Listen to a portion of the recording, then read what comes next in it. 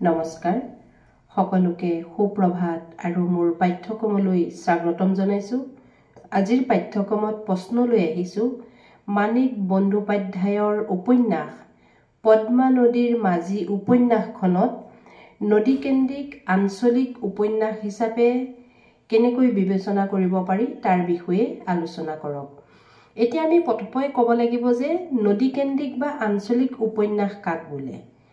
আমি ক'ব পাৰো নৈৰ সৈতে নৈপৰীয়া মানুহৰ সম্পৰ্কৰ ছবিখন য'ত নিখুঁতভাৱে অংকন হয় সেইখনেই হৈছে নদীকেন্দ্ৰিক উপন্যাস।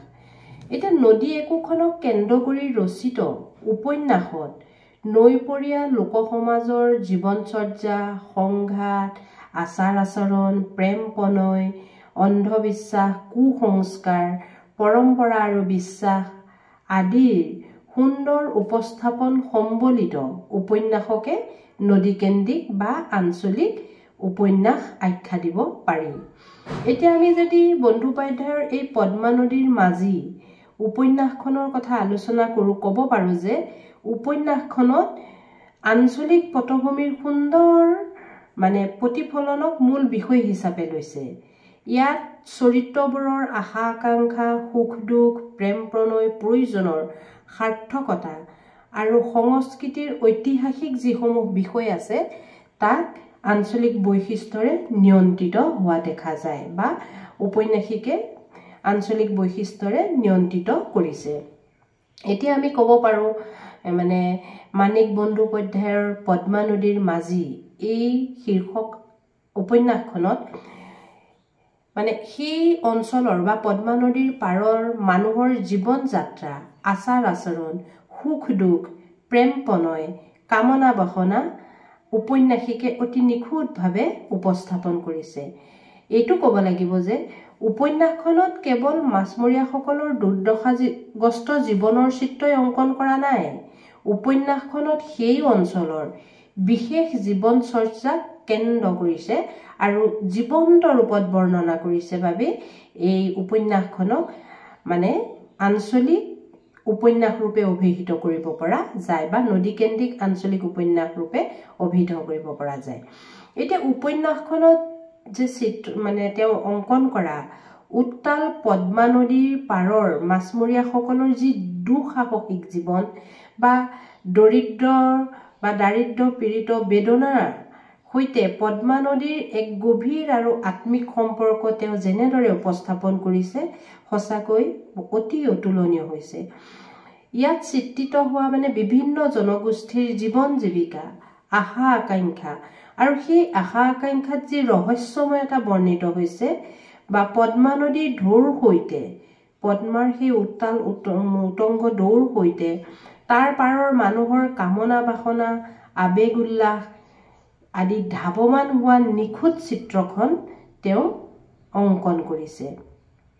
ইয়াত ধৰক কেতুপুৰ আৰু তাৰ কাষৰীয়া অঞ্চলৰ মানুহৰ মানৱীয় বেদনাৰ চিত্ৰ সুন্দৰভাৱে প্ৰতিফলিত হৈছে।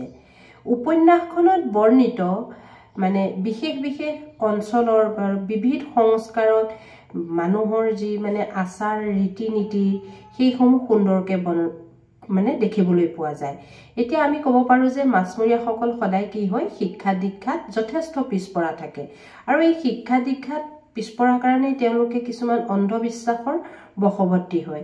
সেইকাৰণে উপন্যাসখনত দেখুওৱা হৈছে যে ভূত প্ৰেতৰ অলৌকিক অন্ধবিশ্বাসে স্থান পাইছে। কেনেকৈ স্থান পালে চাওকচোন, যে নিশা কপিলাক অকলশৰে যে ঘাটত দেখিছিল কুবেৰে আৰু সেই কুবেৰে কি কৈছিল যে অশৰীৰী আত্মা বুলি ভাবি যে অলৌকিক বিশ্বাস এটা উপন্যাসিকে উপন্যাসখনত উপস্থাপন কৰিছে। তাৰপিছত আপুনি ক'ব পাৰে যে সেই উপন্যাসখনৰ মানুহবিলাক কি হয়, দুখীয়া নৈ পাৰৰ মানুহবোৰ অলপ দুখীয়া দৰিদ্ৰ হয় বা আৰ্থিকভাৱে সচ্ছল নহয়, সেই দিশটো উপন্যাসিকে সুন্দৰভাৱে উপস্থাপন কৰিছে। আমি যদি কওঁ ধনঞ্জয়, কুবেৰ, গণেশহঁতৰ যি বাস্তৱ আৰু জীৱনৰ সুন্দৰ চিত্ৰ অংকন কৰিছে সঁচাকৈ অতুলনীয়। কিন্তু ধনঞ্জয়ক বাদ দি সেই ধীবৰ বস্তিৰ বেছি সংখ্যক মানুহেই কি আছিল, ক্ষুধা ভোক আৰু ব্যাধি নানান ৰোগত তাৰণাত পৰিছিল, অস্থিৰ অৱস্থাত তেওঁলোকে আছিলে। তদুপৰি পদ্মাৰ দুৰ্বাৰ জলস্ৰোতৰ সৈতে তেওঁলোকৰ যি সংগ্ৰাম, মানে তাত যেনেকৈ তেওঁলোকে মাছ মাৰে বা জীৱিকা উপাৰ্জন কৰে, মানে সেই কথাখিনি পদ্মা নদীৰ পাৰৰ কেতুপুৰ, সোণখালী, চৰডংগা, আমিনবাৰী এই গাঁওকেইখনৰ যি দুঃসহ চিত্ৰ বা অনাটনগ্ৰস্ত চিত্ৰায়ন বা সমস্যাজৰ্জৰ জীৱনৰ বাস্তৱ ছবি প্ৰতিফলিত হৈছে। ইয়াত নদীকেন্দ্ৰিক বৈশিষ্ট্যৰ প্ৰতিফলন দেখা যায়। উপন্যাসিকে আৰু ক'ব বিচাৰিছে কি কৈছে যে নদীকেন্দ্ৰিক বা নদীৰ পাৰত বাস কৰা মানুহসকল কি হয়, শিক্ষাৰ পোহৰৰ পৰা দূৰত থাকে, মানে কম শিক্ষা পায়।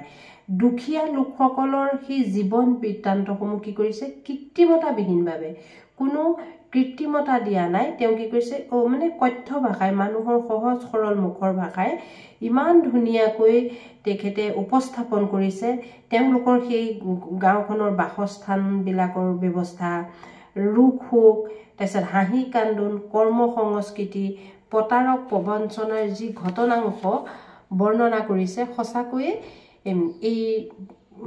এই উপন্যাসখনক নদীকেন্দ্ৰিক আঞ্চলিক উপন্যাস বুলি আমি ক'ব পাৰোঁ।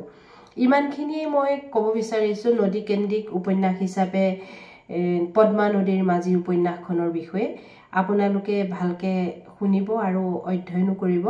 মোৰ বুজাৰ ধৰণে আপোনালোকৰ মাজলৈ মই আগবঢ়াই দিছোঁ। যদি ভাল পাইছে লাইক আৰু ছাবস্ক্ৰাইব কৰিব আৰু আপোনালোকে কমেণ্টো কৰিব আৰু পাছত কি পাঠ বিচাৰে আপোনালোকে মোক কমেণ্টত জনাবলৈ নাপাহৰিব। মই নিশ্চয় আপোনালোকলৈ ভাল ভাল পাঠ লৈ আহিবলৈ যত্ন কৰিম। নমস্কাৰ, সকলোকে ধন্যবাদ দেই। কুশলে থাকক সকলো।